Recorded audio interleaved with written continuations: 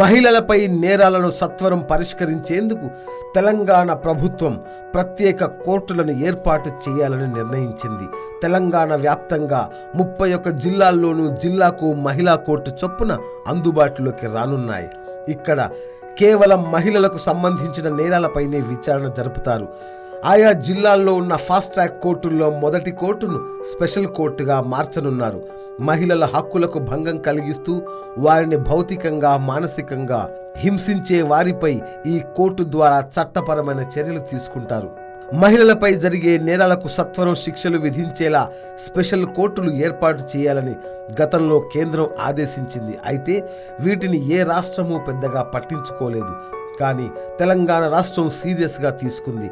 మహిళలపై నేరాలను అరికట్టేందుకు ఇప్పటికే షీ బృందాలను ఏర్పాటు చేసిన ఇక్కడి ప్రభుత్వం తాజాగా జిల్లాకో స్పెషల్ కోర్టును ఏర్పాటు చేస్తూ ఉత్తర్వులు జారీ చేసింది.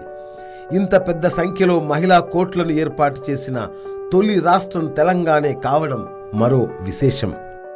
ఇప్పటి వరకు మహిళల కేసులు పరిష్కారం కావాలంటే సంవత్సరాల తరబడి సమయం పట్టేది. ఈ సమయంలో నేరస్తులు బయట తిరుగుతుంటే బాధితులు మాత్రం ఎంతో ఆవేదనకు గురయ్యేవారు.